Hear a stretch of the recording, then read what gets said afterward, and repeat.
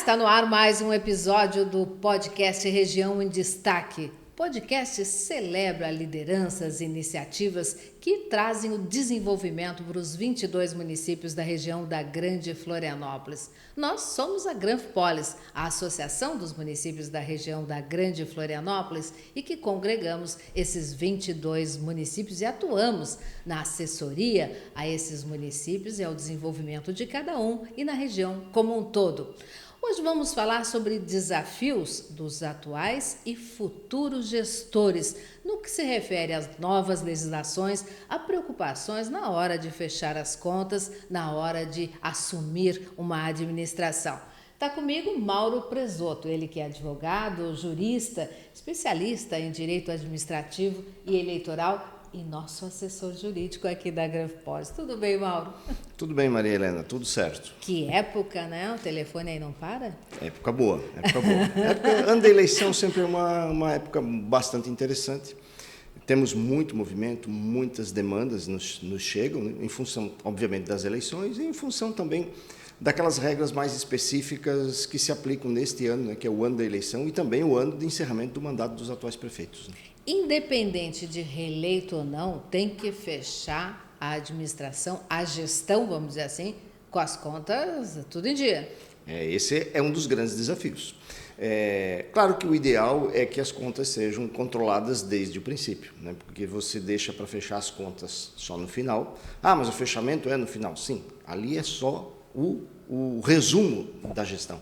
Mas você tem que controlar a gestão durante todos os 4 anos e neste último ano que nós temos regras adicionais, é preciso que desde o primeiro dia de janeiro você tenha esse controle, esse acompanhamento, porque senão você vai chegar no final do exercício, o momento de fechar efetivamente as contas e você não vai conseguir. E se você não conseguir deixar as suas contas em dia para entregar ao Tribunal de Contas, você fatalmente terá problemas. Poderá ter rejeição de contas, entre outras penalidades. Pode ter penalidade mais severa? Pode. Indo para o lado do crime, vamos dizer assim, pode? Pode. Por exemplo, uma das regras essenciais na gestão pública é o equilíbrio das contas públicas. Você não pode gastar mais do que você arrecada. Isso é uma regra básica. Que deveria ser para todos nós, né? Deveria ser para todos nós. Mas assim como a gente às vezes não consegue, o gestor também não. O problema é que, no nosso caso, nós podemos ficar endividados e ter problemas. No caso do gestor público, se ele fizer mais gastos e descumprir determinadas regras específicas, ele pode ter rejeição de contas, pode caracterizar crime. Exemplo, nos últimos 2 quadrimestres, nos últimos 8 meses de mandato, o gestor não pode assumir nenhuma obrigação nova sem que tenha disponibilidade de caixa, ou seja, sem que ele tenha recursos para cobrir essas despesas. Então, ele faz despesas, obviamente, o ano todo. Quer dizer, aquela fase, assim, por exemplo, da eleição, fazendo obra, mostrando um monte de coisa, mas não garantiu o recurso para a próxima gestão. Esse é um problema, e esse é um problema muito grave. Assim, durante todo o ano você faz gastos, né? Até o último dia do ano você faz gastos, mas você precisa assegurar, você precisa ter certeza que você tem recurso em caixa para cobrir essas despesas. E especificamente, nos últimos 2 quadrimestres, você não pode contrair nenhuma obrigação nova sem que tenha efetivamente recurso em caixa para cobrir essas despesas. O que acontece se você faz gastos nesses últimos 8 meses de mandato sem disponibilidade de caixa? Você vai ter, de cara, a rejeição das contas. Ou você pode ter a rejeição de contas, a recomendação de rejeição de contas pelo Tribunal de Contas, porque quem decide se rejeita ou não efetivamente é o Poder Legislativo local. Mas se ficar configurado, se o Tribunal de Contas constatar que efetivamente você assumiu despesas nos últimos 2 quadrimestres e você não tem disponibilidade de caixa suficiente para bancar todas essas despesas, estará caracterizado, então, o descumprimento de uma regra específica da Lei de Responsabilidade Fiscal que configura crime. Ou seja, além de o prefeito estar sujeito à rejeição das contas, ele também estará sujeito a responder por um processo crime da Lei de Responsabilidade Fiscal. E não é incomum isso acontecer. Não é não, e a gente está vendo por aí. Inclusive, independe, como eu falei lá no começo, se foi reeleito ou não. Exatamente. Nós estamos falando de uma gestão. Um tempo fechado. Assim, começou de 4 anos, no né? dia 1º de janeiro de 2021 e termina dia 31 de dezembro de 2024. Eu fui reeleito. É um novo mandato. Essa gestão encerra dia 31 de dezembro e inicia uma nova, no caso de quem foi reeleito, inicia uma nova gestão lá no dia 1º de janeiro de 2025. Logo, esta regra que eu me referi agora, que é do artigo 42 da Lei de Responsabilidade Fiscal, ela incide mesmo que seja caso de reeleição. Sempre, no último ano de gestão, no último ano de mandato do prefeito, reeleito ou não, ele precisa observar esta regra do artigo 42, sob pena de responder por crime contra a lei de responsabilidade fiscal, como eu havia mencionado. Está dentro dessa especialidade que eu citei como sua, administrativo e eleitoral. É uma das questões que a gente... Fala um pouquinho do teu currículo, para quem não conhece, né, Mauro Presoto. Então, eu fiz a Faculdade de Direito da Universidade Federal de Santa Catarina, me formei em 1997. Depois disso, eu cursei a Escola de Administratura, que é uma escola da Associação dos Magistrados, que é preparatório para concurso público, embora fui fazer, nunca quis ser magistrado efetivamente, mas fui fazer a escola porque é uma espécie de especialização.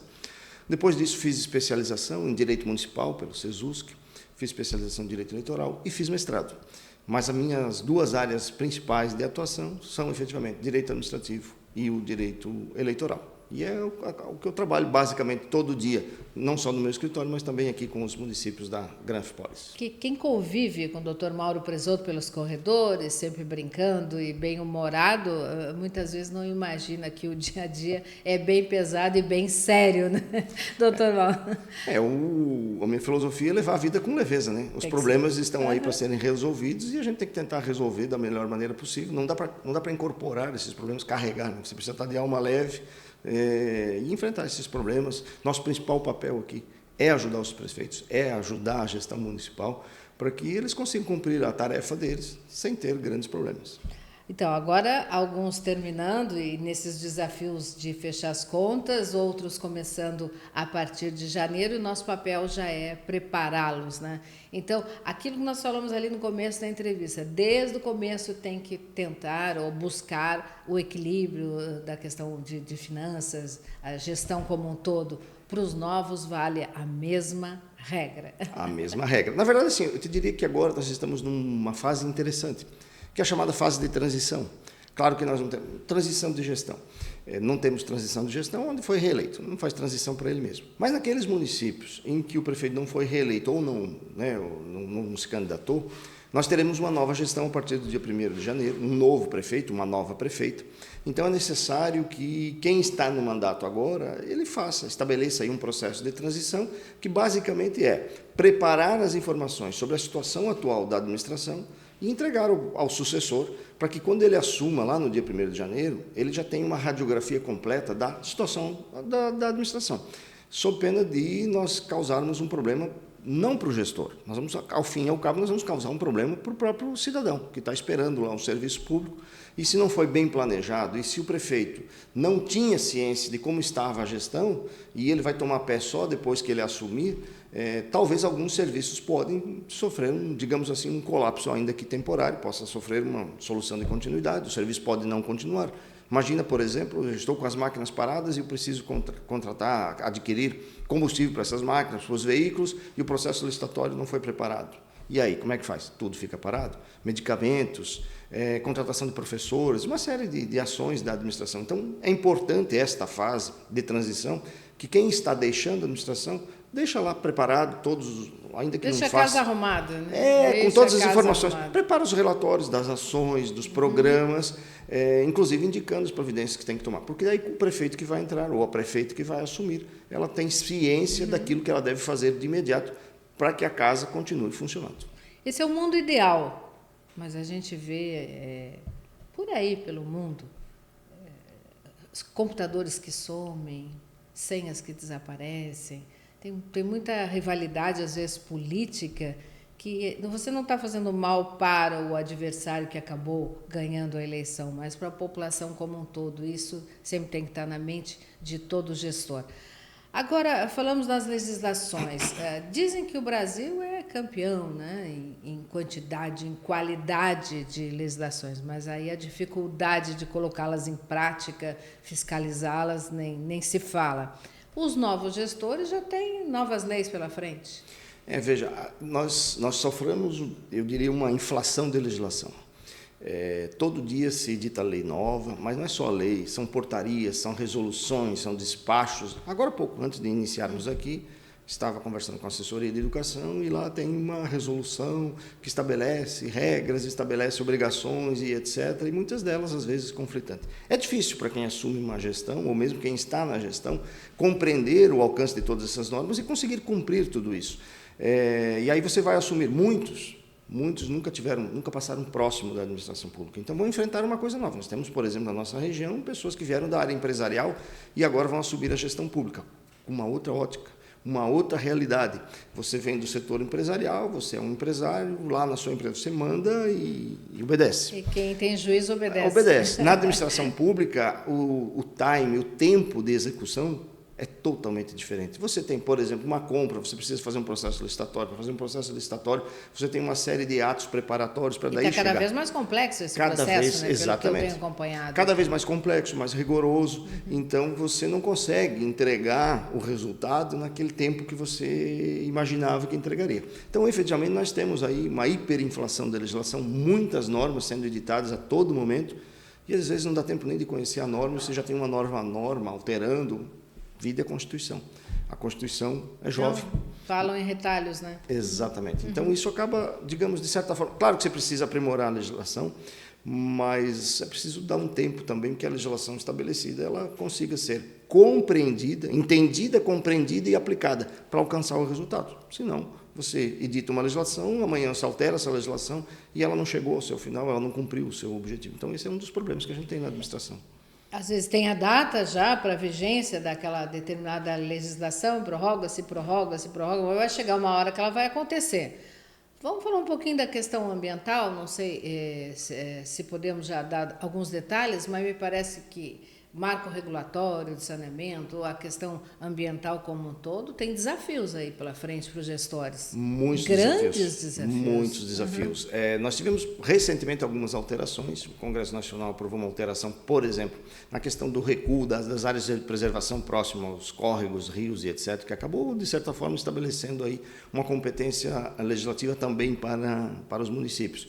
Isso já tem um tempo, mas nem todos cumpriram isso, nem todos conseguiram alterar suas legislações. E não é uma alteração assim, do jeito que você acha que tem que alterar. Você tem um critério técnico, por exemplo. Nós fizemos aqui na Granfpolis, inclusive, eventos com a participação de técnicos, prefeitos, dialogando sobre esse tema, inclusive. Né?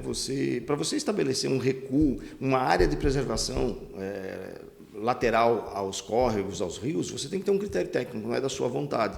Mas já mudou tanto essa metragem, eu me lembro, desde que começou essa discussão do Código Florestal Brasileiro, Código Florestal, né? Exatamente. Depois teve o catarinense, fica quantos metros está agora? Exatamente, depende do tamanho do rio, a localização, enfim, tem uma série, por isso a questão dos critérios técnicos. Por exemplo, nós tivemos aqui, nesse evento que nós fizemos, a participação do Ministério Público, que foi muito importante. O doutor Locatelli esteve aqui e trouxe uma grande discussão, uma grande contribuição para isso. Você pode ter, num mesmo curso de um rio, metragens diferentes, a partir de alguns critérios. Por exemplo, está habitado, tem habitação próxima, não tem rio em curva, não tem, é só uma reta, enfim, tem uma série de elementos. Isso é um detalhe importante que precisa ser analisado. Agora, por exemplo, nós estamos vivenciando a fase da Conferência Municipal, Conferência Intermunicipal do Meio Ambiente, que é um momento muito rico, muito importante. Nós teremos o ano que vem a Conferência Nacional do Meio Ambiente, que vai estabelecer novas regras, novas diretrizes, digamos assim, na questão ambiental. E nos nossos municípios, aqui falando especificamente da Grande Florianópolis, nós temos regiões, municípios com áreas com grande impacto ambiental. Nós temos áreas muito próximas, por exemplo, ao mar, áreas de duna, áreas de preservação, como temos outras áreas de preservação de matas, rios. E isso é importante. Assim, você precisa equilibrar o desenvolvimento, a necessidade do desenvolvimento, a ampliação das cidades que crescem todos os dias, pessoas novas que chegam para morar, mas, ao mesmo tempo, a questão da preservação, que não é uma preservação para nós, né? É uma preservação para o futuro. Claro que há quem diga que há aqueles que não, são céticos, por exemplo, com a questão do aquecimento global e etc.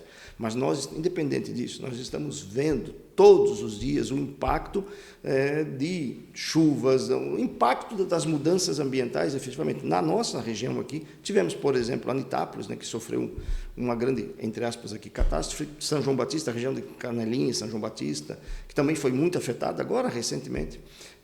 Então, são todas questões de natureza ambiental que precisa, efetivamente, de uma melhor compreensão de todos os atores, mas principalmente também do gestor público, para que essas situações elas possam ser minimamente controladas na medida do possível. Você não controla a natureza, mas você pode tomar medidas no sentido de reduzir o impacto do desenvolvimento humano, né, e do desenvolvimento das cidades no meio ambiente, de modo que você consiga, digamos assim, mitigar esses eventos futuros que causam mortes, destruição.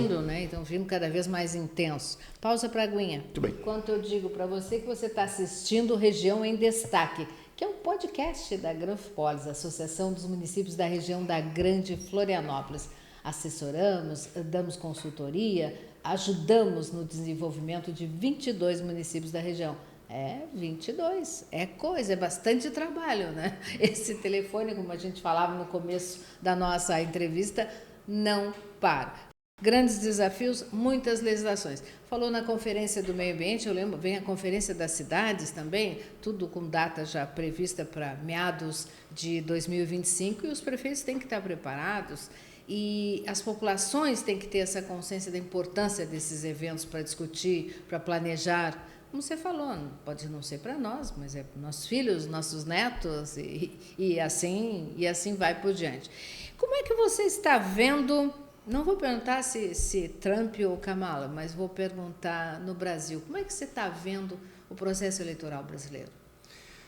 Bom, nós já tivemos, assim, eu costumo dizer o seguinte, eu já tenho saudade de outras épocas que nós vivíamos, digamos assim, uma certa disputa, uma certa rivalidade, mas era uma rivalidade mais comedida, mais republicana, branda.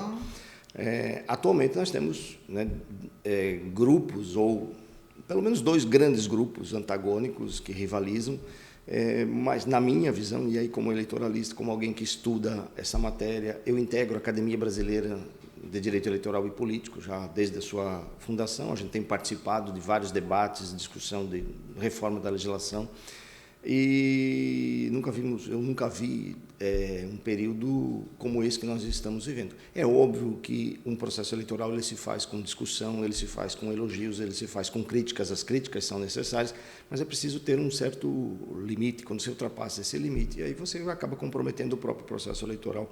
O eleitor, que é o principal destinatário e é quem efetivamente detém todo o poder que a gente discute, o prefeito não é nada mais, nada menos do que um servidor da população, assim o governador, os deputados, vereadores, presidente, enfim, deveriam todos trabalhar em prol dos interesses da sociedade.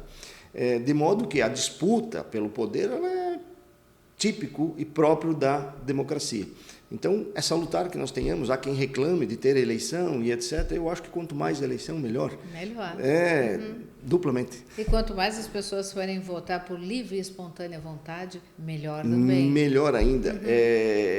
As pessoas precisam compreender, e eu tive conversa com algumas pessoas que diziam assim, há muitos anos eu não voto para deputado federal, eu não voto para deputado estadual, eu não voto para vereador, só voto para presidente, só voto para o chefe do Poder Executivo. Se elege, então, a quem é votado.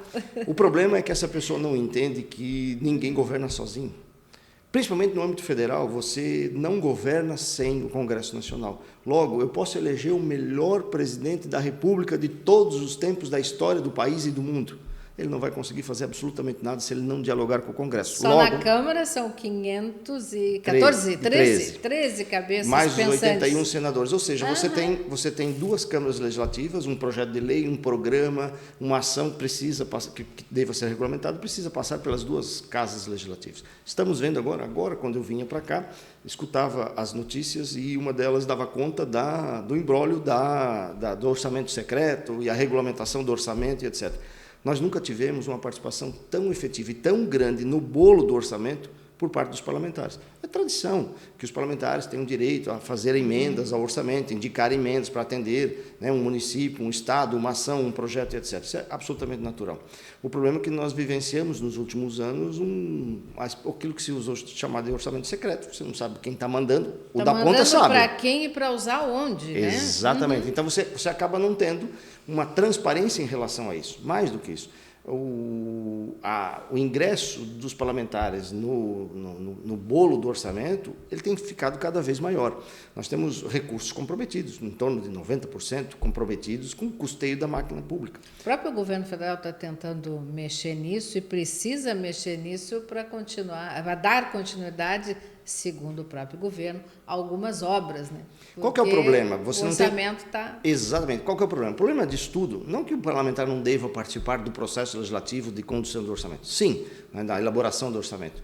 O problema é que quando você tira uma fatia considerável do bolo do orçamento e para distribuir de acordo com a vontade do parlamentar, seja mediante a necessidade de um município, de um órgão público, ou até mesmo de uma entidade privada, que isso acontece muito, você acaba não tendo um planejamento. O orçamento deve ser fruto de um planejamento, de uma política discutida com a sociedade, discutida com os parlamentares, enfim, mas tem que ter um planejamento. Quando você não tem planejamento e você vai distribuindo os recursos de uma maneira ou de outra, você não consegue ter um desenvolvimento regional, você não consegue ter um desenvolvimento local. E isso vale também no âmbito municipal, porque agora estão começando nos municípios as emendas, há um certo tempo já, as tais emendas impositivas, em que os vereadores apresentam emendas ao orçamento para destinar recursos para uma ação, para um projeto, para um programa, ou até mesmo para a entidade privada. Isso no âmbito federal, e aí acho, na minha visão, uma aberração sem tamanho. Senadores, deputados, eles conseguem no orçamento uma emenda para atender uma entidade. Mas como não pode repassar recursos para a entidade, eles acabam usando o município como se fosse um laranja. Distribui essa emenda para o município e o município se encarrega com recursos próprios de passar recursos para uma entidade. Já não fica claro esse processo, né? Já não fica... Aí complica. Complica, muito. Complica. Agora sim, falamos, né, no Congresso Nacional, a importância do Congresso Nacional, mas que são muitas cabeças pensando e tentando cada um manter o seu quinhão, né? Vamos dizer assim. Agora, esse Congresso omisso, entra o STF, sou obrigada a lhe perguntar isso. Veja, tem uma pergunta complicada, né? Um tanto. Vá até onde puder. Vamos lá. Se reclama muito, né, da intromissão do STF e, assim, de pronto, acho que o STF cruzou a barreira, o Judiciário, mas especialmente o STF, cruzou os limites várias vezes. Mas quando alguém é omisso, né? Poderíamos falar, por exemplo, do inquérito do fim do mundo, enfim, uma série de outras coisas. Mas o Supremo não age sozinho. O Supremo não age de ofício. Tirando o inquérito que nasceu dentro do STF, todo o resto, o Supremo é provocado. Como é que a justiça só se manifesta? Se provocada. Quando provocada. Quando provocada. Então você provoca, então os parlamentares. E isso é tradição no Brasil. Você perde uma votação no Congresso Nacional, você vai para o Supremo. Recorre. Não saiu do jeito que você queria, você vai para o Supremo. E o Supremo, chamado a decidir, a opinar, a dar a sua posição, melhor, porque ele não opina, ele decide, ele se manifesta. E aí o que acontece? Bom, quem conseguiu a decisão acha uma maravilha, quem não conseguiu acha aquilo um horror e acha aquilo efetivamente uma intervenção. Talvez fosse a hora... Pode ser que alguns ministros não queiram, mas talvez fosse a hora de rediscutir o papel do Supremo. Por exemplo, nos Estados Unidos, nós temos uma Suprema Corte com competências bem diferentes das nossas, bem mais limitada. Quem sabe nós não fosse a hora de transformar o Supremo efetivamente numa Corte Constitucional que só aprecia efetivamente as matérias constitucionais, controle concentrado, decidir se uma norma é constitucional ou não. Quem sabe retirasse do Supremo, por exemplo, a competência para julgar parlamentares. Quem sabe tirasse do Supremo a competência para julgar as ações relacionadas aos atos que são praticados no âmbito do Congresso. Quem julgaria parlamentar? Eles próprios? Poderia. Por que não os parlamentares ser como nós, réis mortais, e ser julgados, por exemplo, pelo juiz lá de primeiro grau? Talvez pudéssemos limitar a competência do Supremo em relação ao presidente da República, ao presidente da Câmara dos Deputados e ao Senado. Alta Corte. Porque nós estamos lidando com um representante do Estado, e, enfim, aí você pode criar algum problema. O restante vem ser julgado aqui pelo juiz. Cidadão comum. A pergunta é, alguém quer? Acho que não. Acho que não. Doutor, não, presunto, que bom conversar com ele, né? É bom conversar com quem tem bastante informações, nem percebe o tempo passando. Mais dicas aos que estão saindo, aos que estão chegando, administradores dos municípios. Acho que em relação àqueles que estão deixando, a retomar aquela discussão que fizemos agora há pouco, de fechamento das contas, cuidados, levantamento de todos os dados para que possa entregar efetivamente as suas contas agora, no início do ano que vem, e sem ter grandes problemas. Para aqueles que estão entrando, a dica seria: tome pé da situação, tome conhecimento das ações que estão sendo desenvolvidas, das ações que precisam ser implementadas aí nos primeiros dias de governo. Não é necessário sair fazendo tudo no primeiro dia, nas primeiras semanas, nos primeiros meses, porque um mandato dura 4 anos. Você precisa ter um planejamento de longo prazo. O primeiro ano de governo, 2025, vai ser o ano de elaboração do PPA, o Plano Plurianual, onde serão estabelecidas as metas para os próximos 4 anos de governo. Lembrando que 2025 é o primeiro ano de gestão e a prefeita que está assumindo, ela vai executar um orçamento que é da gestão anterior, foi elaborado pelo prefeito anterior. Então, ela só vai executar um orçamento próprio, elaborado, a partir de 2026, efetivamente. Então, esse primeiro ano é preciso dar continuidade nas ações essenciais da administração pública, atender a população nas suas necessidades, área de educação, saúde, infraestrutura, enfim, habitação, de acordo com os programas estabelecidos. E, a partir de então, promover os ajustes necessários para, efetivamente, começar a executar o seu plano de governo que foi referendado lá nas urnas durante o processo eleitoral. Então, esse primeiro ano, muitos prefeitos, muitos gestores acabam assumindo com aquela vontade de realizar tudo de uma vez só. A dica que eu daria desses anos de experiência lidando com gestão pública e com gestores públicos é: devagar com andor, toma pé da situação, toma conhecimento da máquina, do funcionamento da máquina, das ações, dos programas. Nós temos muitos programas, por exemplo, do governo, financiados com recursos do governo federal, nós temos programas financiados com recursos do Estado, programas financiados com recursos próprios. Esses programas eles precisam continuar, tem prestação de contas, tem uma série de coisas que precisam ser observados, requisitos que precisam ser observados. Então, este primeiro ano é um ano de conhecimento da gestão, conhecimento da máquina pública, continuidade das ações que são essenciais e a preparação para a implementação das novas ações, dos novos programas que efetivamente a gestão que está chegando pretende implementar. Então, um pouquinho de paciência nesse primeiro ano é necessário. E boas equipes técnicas, né? Fundamental que esteja rodeado de pessoas que realmente querem uma boa gestão pública. Muito obrigada. Eu que agradeço a oportunidade. Grandes dicas. Muito boa muito conversa. Muito bom bate-papo. Eu sou fã do Dr. Mauro Presoto. Primeiro, como eu falei, né? Pelo bom humor. E a competência vocês acompanharam aqui comigo. O podcast vai estar no ar com vários recortes aí também nas redes sociais para você acompanhar. E assim que tiver alguma novidade, nova legislação, algo que a gente precise comunicar, por favor, o espaço está garantido. Voltaremos. Ok, voltaremos. Voltaremos sim com outros episódios e contamos com você para dar aquela audiência e também aproveitar e disseminar essas informações, curtir, comentar, compartilhar. Isso para a gente é muito importante. Até o próximo.